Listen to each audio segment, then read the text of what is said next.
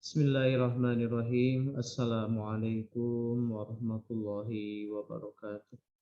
Allahu hadiri, Allahu nadiri, Allahu syahidun alayya, Allahumma iya, Allahumma ini, wallahu bi kulli syai'in muhit.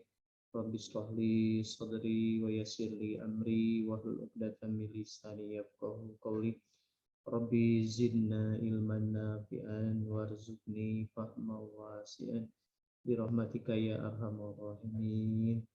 Selamat pagi, selamat berjumpa kembali, selamat bermuajahah di mata kuliah ilmu tasawuf kepada seluruh anggota kelas semester 2 manajemen yang saya banggakan, yang senantiasa diberi kebahagiaan oleh Allah Subhanahu wa taala. Pada hari ini, mohon maaf saya tidak bisa masuk ke kelas karena hari ini bertepatan dengan ada acara rapat untuk kegiatan KKN di IAI Latifah Mubarakiyah. Sehubungan dengan acara tersebut, saya kali ini akan mengantarkan kuliah di pertemuan kali ini dengan secara online. Tapi insya Allah apa yang saya sampaikan baik itu secara online maupun offline sama ya. Kemarin kita sudah membahas tentang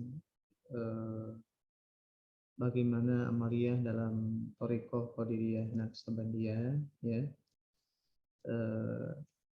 Kemarin kita sudah membahas tentang banyak sekali tentang zikir ya, ada zikir zaha, zikir hobi, dan di permulaan kita bahas tentang zikir yang bermakna am dan bermakna khos. Pada hari ini kita akan membahas masih tentang zikir, yaitu sasaran zikir ya. Sasaran zikir itu dalam zikir kita harus mencapai atau menuju kepada 7 titik dalam tubuh kita yang disebut dengan latifah.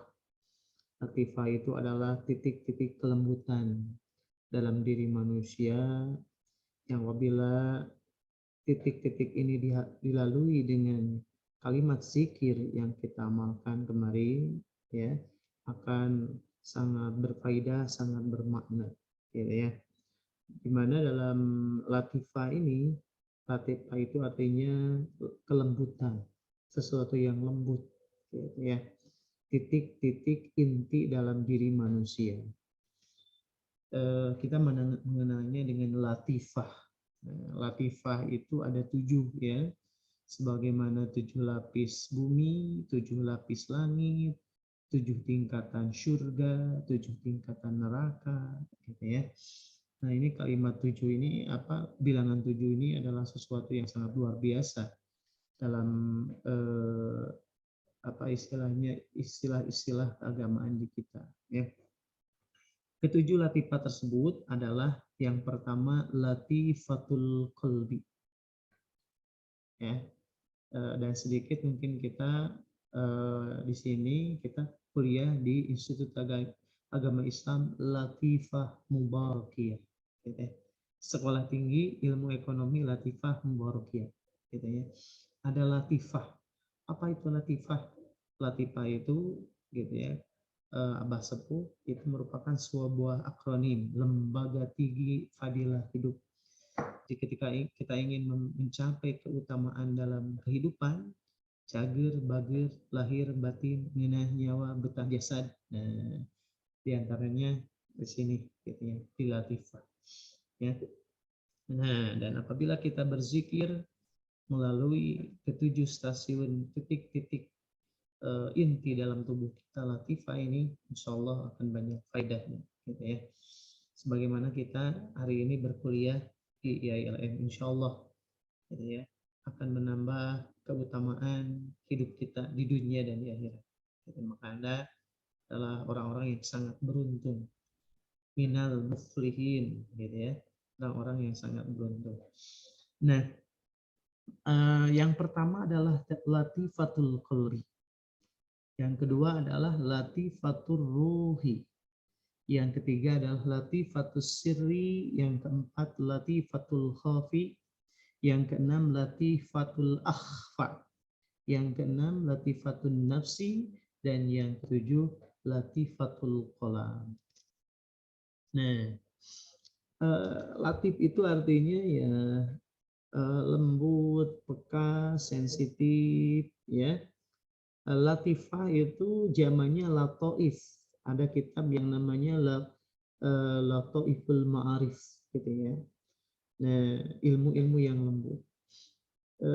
Latifah ini adalah titik-titik yang mempunyai kepekaan sensitivitas. Kalau kemarin kita menyebutnya, kita melakukan zikir jahar itu untuk menutup pintu-pintu setan, gitu ya. Ini ya. Yang pertama latifatul qalbi. Nah, ini arahnya kalau digambar itu berarti di kiri, gitu ya. Nah, itu. Yang pertama di bawah itu titik hitam itu adalah susu, gitu ya. Nah, di bawah susu kiri, nah itu adalah latifatul qalbi.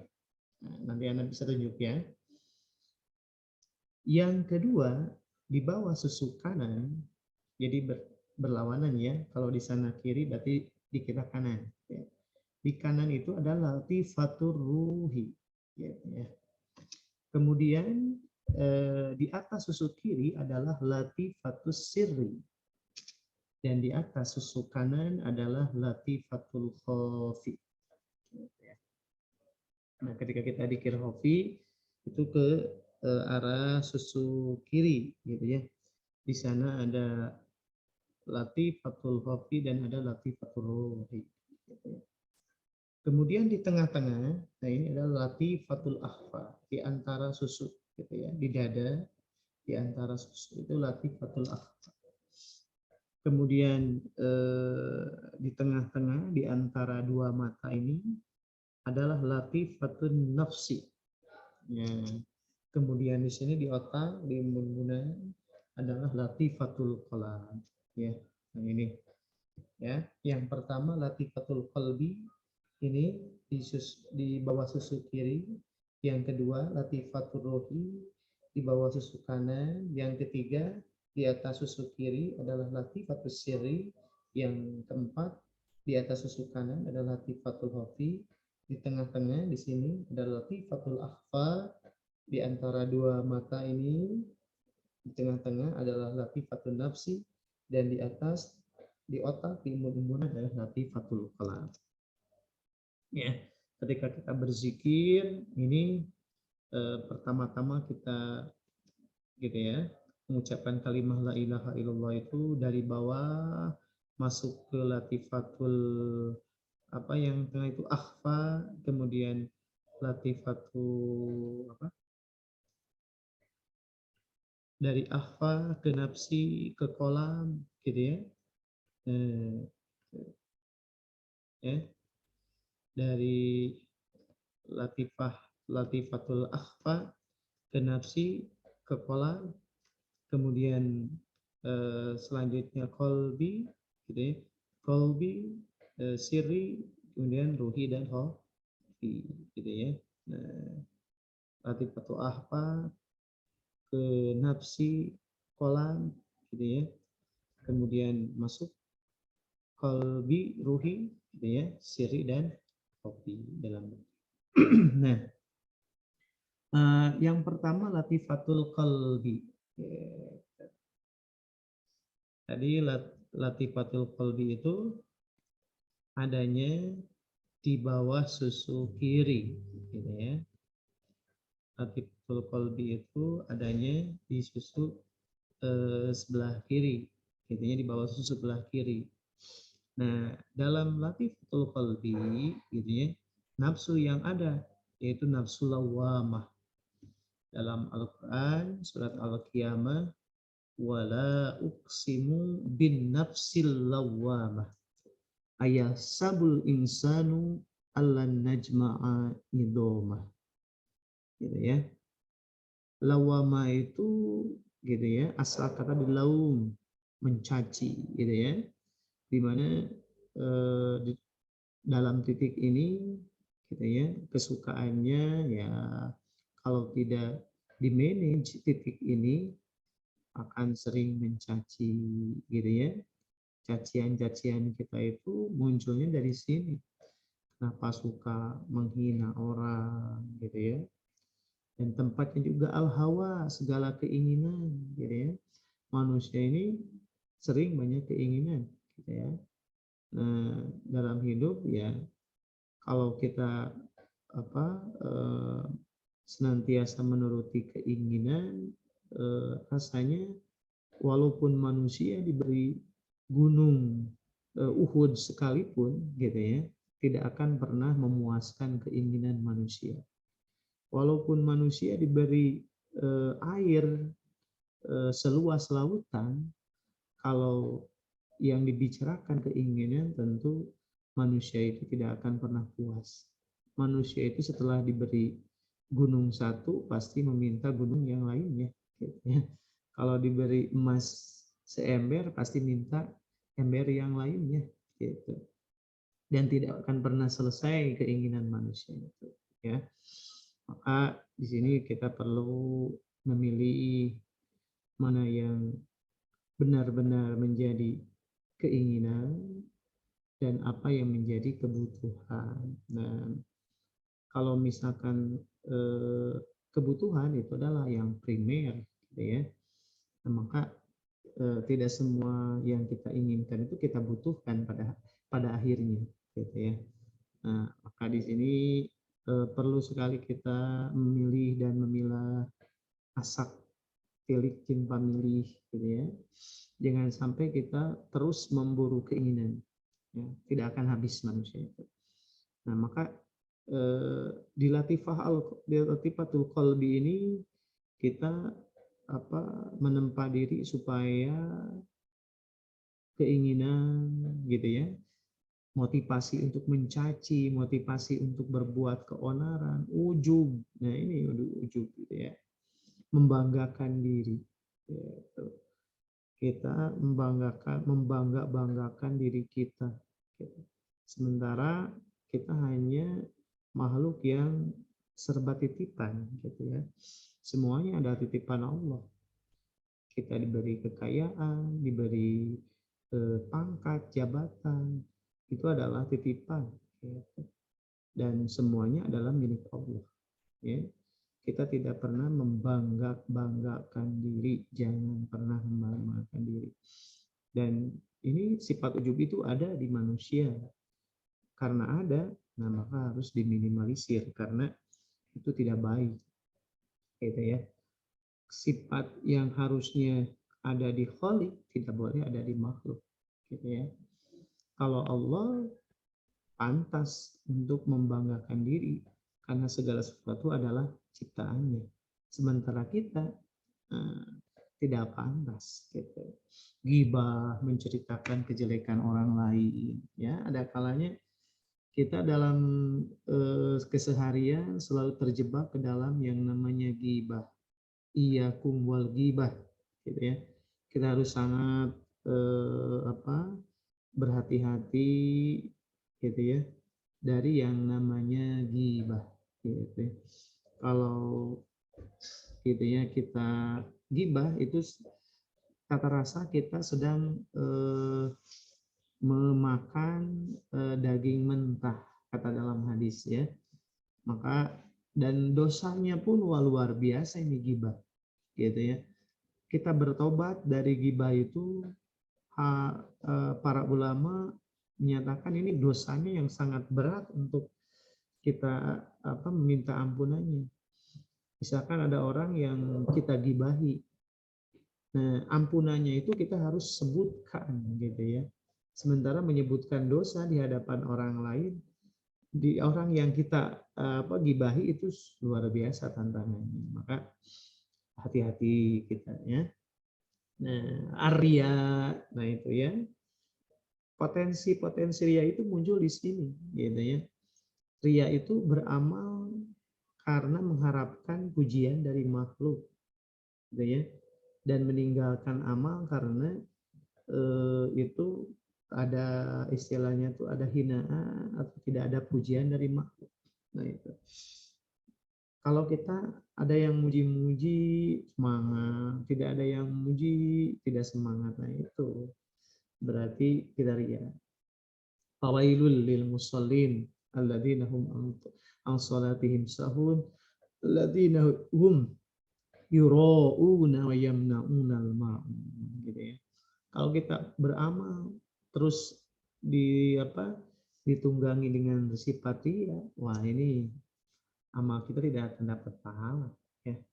Adulmu, aniaya, dusta, gofla, gitu ya. Maka di latifah ini, gitu ya, kita aliri dengan kalimat la ilaha illallah. Dan khususnya ketika kita zikir hobi, gitu ya, kita menunduk ke arah susu sebelah kiri, ya, tempatnya latifatul qalbi ini. Kemudian ada latifatul ruhi. Nah ini latifatul ruhi itu adanya di susu sebelah kanan, ya. Jadi ketika di bawah kita mengucapkan la tengah sampai ke ke latifatul nasi dan qalam gitu ya, ilahanya itu di latifatul ruhi dan khafi, gitu ya. Nah itu illallahnya, nah itu disampaikan ke latifatul siri dan qalbi, gitu ya. Nah latifatul ruhi ini tempat bersarangnya nafsu mulhimah, gitu. Kalau latifatul qalbi itu tempat yang jelek-jelek, gitu ya. Tapi kalau latifatul ruhi itu adalah tempatnya ya nafsu-nafsu yang sudah tunduk, gitu ya. Nafsu-nafsu yang sudah istilahnya itu diperuhkan, gitu ya. Seperti apa? Sahawah, dermawan, ya. As-sakhiyu qaribun minallah wal bahilu ba'idun minallah, gitu ya. Orang yang sakhawah, orang yang dermawan, gitu ya. Kalau bahasa Sundanya berehan, gitu ya. Nah itu murah tangan, gitu ya bahasa Indonesia. Itu sangat dekat dengan Allah. Nah maka di sini kita perlu mengeksplorasi di latifatir ruh supaya kedermawanan itu muncul, potensi-potensi kedermawanan itu muncul, gitu ya. Kita ini sering ada sebuah anekdot, gitu ya. Ketika misalkan kita punya materi, punya uang lah di dompet itu berjajar, gitu ya. Dari mulai yang 100, 50, 20, 10.000, 5.000, 2.000, 1.000. Nah, orang yang sahwah, gitu ya, tentu akan memberikan ganjaran atau kebaikan yang terbaik, yang utama, gitu ya. Nah, sementara orang yang bahil, gitu ya, dari jajaran yang tadi mungkin yang mana yang keluar, gitu ya. Nah, kemudian al-qanaah dalam latifatul ruhi itu tempat juga al-qanaah. Qanaah itu ya merasa puas dengan yang ada, bersyukur, gitu ya, syukur, gitu ya. Jadi tidak pernah mencari yang tidak ada, gitu. Apa yang ada disyukuri, gitu ya. Dan ketika kita bersyukur, Allah akan menambah nikmatnya. Misalkan kita diberi makanan oleh Allah hari ini, misalkan bisa makan dengan telur, gitu ya. Dulu ketika mahasiswa, pengalaman saya kos ya, akhir-akhir kalau awal-awal bulan ya masih banyak kiriman dari rumah, gitu ya. Itu ya yang enak-enak ya makan itu. Tapi pas akhir-akhir menjelang tanggal 30, nah ini gitu ya, kita harus banyak berhemat, gitu ya, berqanaah, gitu ya. Ya, mahasiswa kalau misalkan di akhir bulan ya, kalau enggak mie rebus ya, ceplok telur, gitu ya. Nah, itulah kita harus qanaah, gitu ya. Harus merasa cukup, bersyukur, ya Allah, alhamdulillah makan dengan ceplok telur, gitu ya, dengan mie rebus, gitu ya. Daripada gitunya menginginkan yang lebih daripada itu, gitu ya. Yang ada tidak dinikmati, gitu ya. Memikirkan yang tidak ada, akhirnya yang ada kurang enak, gitu ya, dan tidak mendapatkan yang diinginkan, gitu ya. Terus al-hilim, murah hati, ya, penyabar, at-taubah, kembali kepada Allah, senantiasa gampang untuk melaksanakan ibadah, sobar, juga at-tahammul. Nah, ini menahan diri, gitu ya. Sebagaimana dalam Al-Qur'an surat Asy-Syams, fa'alhamaha fujuraha wa taqwaha. Nah, itu ya. Ketika Allah sudah mengilhamkan, gitu ya. Nah, itu. Nah, yang namanya apa? Sifat-sifat fujur sudah diperlukan, maka muncul saqawah, qanaah, hilim, tawadu, taubah, sabar, atau maka dalam latifatul ruh, gitu ya, kita harus memaksimalkan zikir ini. Kemudian ada latifatus siri. Latifatus siri itu di mana ya? Latifatus siri itu adalah di atas susu kiri, ya, susu kiri ini. Di atas susu kiri, latifatus siri. Apa saja yang ada dalam latifatus siri? Nah, alju tadi suka berbagi, ya. Tapi berbaginya kebaikan, ya, jangan berbagi hal yang jelek. Hati-hati hari ini, ya. Anda harus berpikir dulu sebelum share. Kalau konten-konten dalam media sosial, ya, jangan asal share, jangan asal berbagi, dibaca dulu kalau melihat artikel itu, ya. Nah, di sini berbagi tentang kebaikan-kebaikan, juga bertawakal, berserah diri kepada Allah, ya. Yang namanya berserah diri itu setelah kita melakukan yang namanya kasab, usaha atau ikhtiar, ya. Jadi orang yang ahlus sunnah wal jamaah itu pertama harus berusaha, berikhtiar, kemudian diiringi dengan tawakal, gitu ya. Kita usaha, gitu ya, menjemput takdir Allah, dan diakhiri dengan berdoa, gitu ya.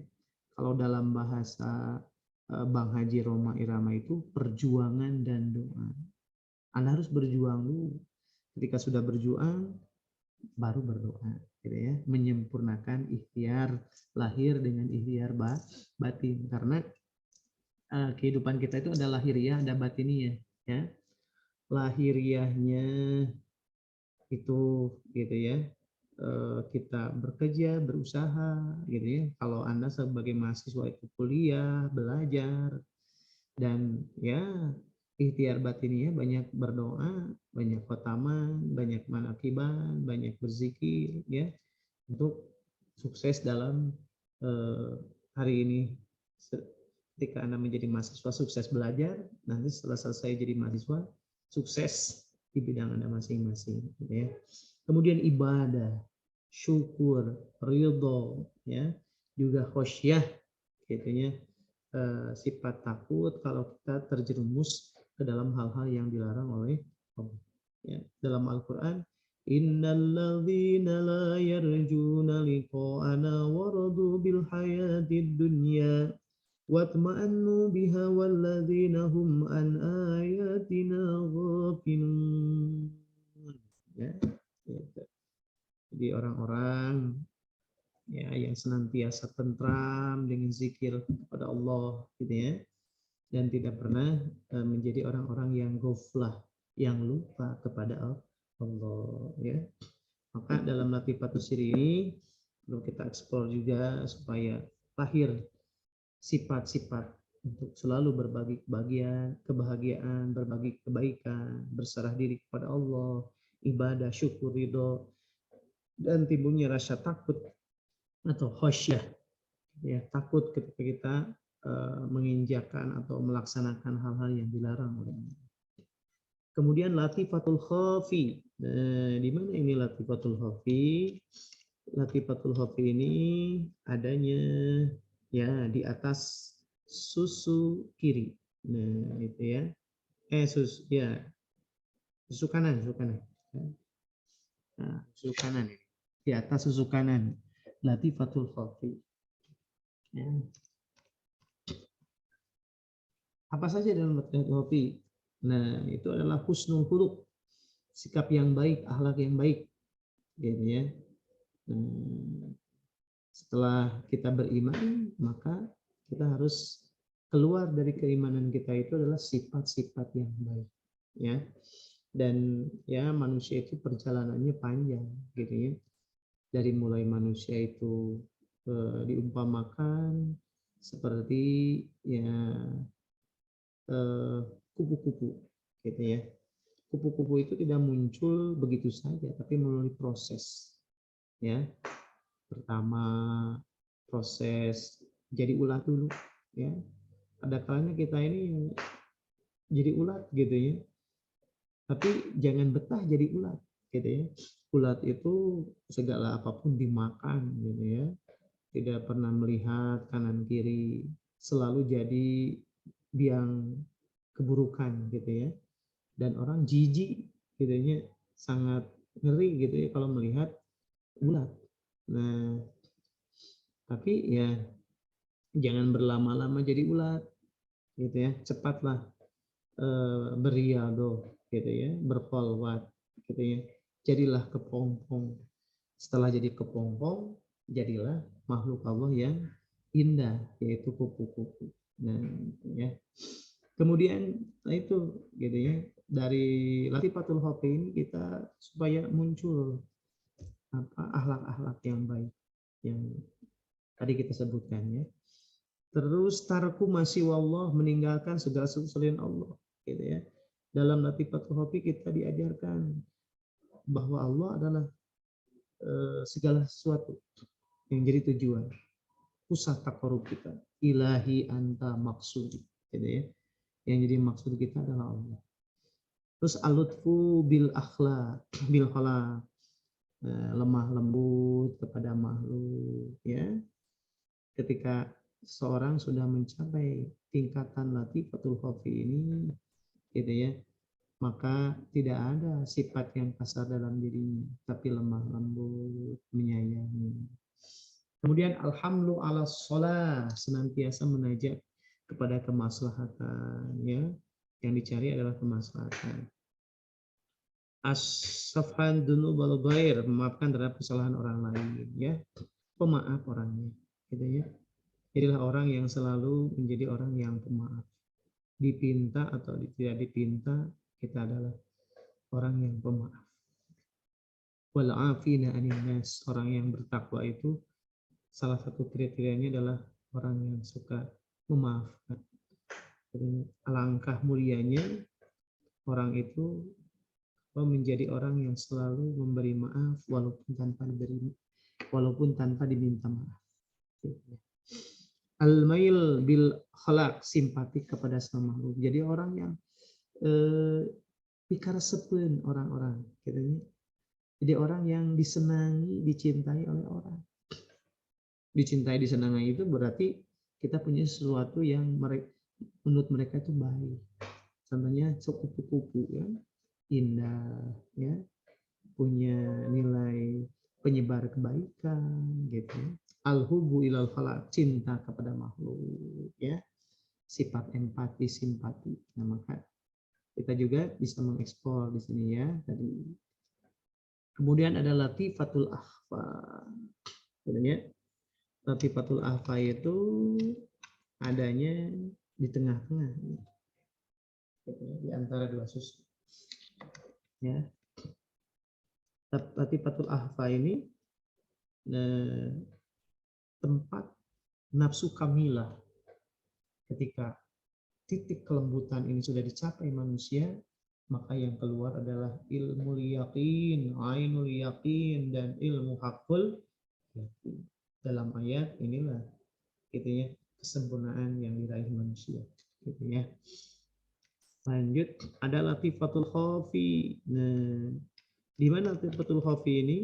Nah, latifatul khafi ini ada di atas susu kanan, gitu ya. Nah, latifatul khafi ini di atas susu kanan. Oh, udah ini latifatul khafi ya. Latifatul nafsi, ya. Ini di sini, di atas latifatul nafsi ini, ya. Nah, ini harus dieksplor agar hilang nafsu-nafsu ini. Di antaranya ini yang ada dalam latifatun nafsi itu adalah nafsu amarah, gitu ya. Dan ada kalanya ya nafsu-nafsu ini muncul dari pandangan mata kan, bakhil, tamak, hasad, dengki, bodoh, sombong, nafsu biologis, nafsu amarah, gitu ya. Maka nafsu yang ada dalam latifatun nafsi ini harus ditempa, gitu ya. Nafsu amarahnya harus dijinakan, gitu ya. Jadi harus banyak meremnya, gitu ya. Jangan selalu terbuka, gitu ya. Ini ya. Makanya ketika kita dikir hobi, mata ini merem, gitu ya. Supaya apa? Latifah, potensi-potensi yang ada dalam latifatun nafsi ini hilang. Sifat kikir, tamak, dengki, bodoh, sombong, nafsu, dan amarah, gitu ya. Nah, yang terakhir adalah latifatul qalab, ya.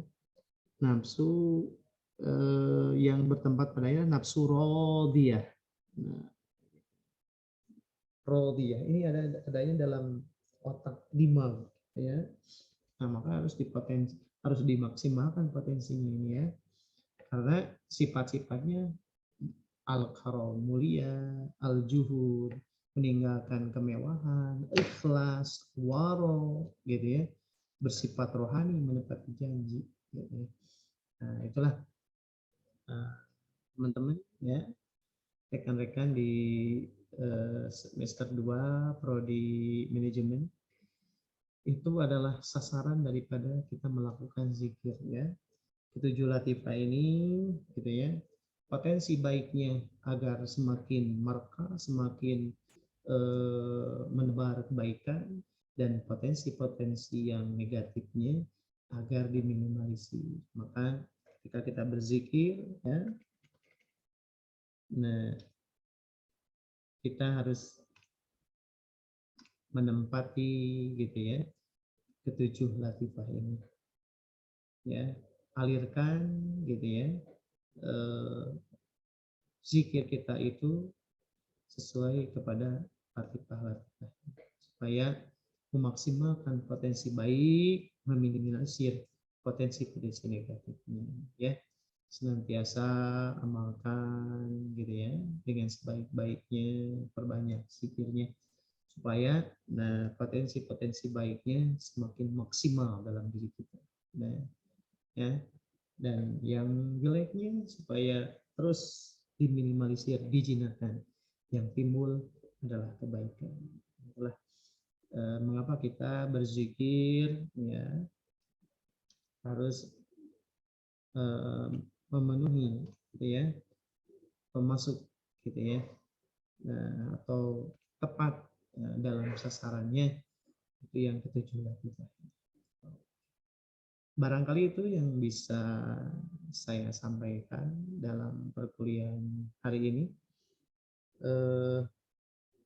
Mohon maaf sekali lagi karena tidak bisa melakukan perkuliahan secara offline, dan kita insya Allah di lain kesempatan yang akan datang bisa lagi melaksanakan perkuliahan secara offline ya. Mohon maaf.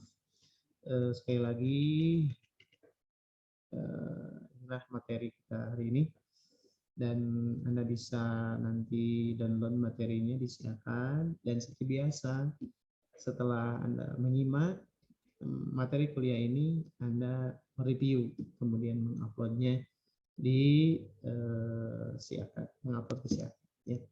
Oke, terima kasih atas waktu dan kesempatannya. Barangkali itu yang bisa saya sampaikan. Sekali lagi mohon maaf atas segala kekurangannya. Assalamualaikum warahmatullahi wabarakatuh.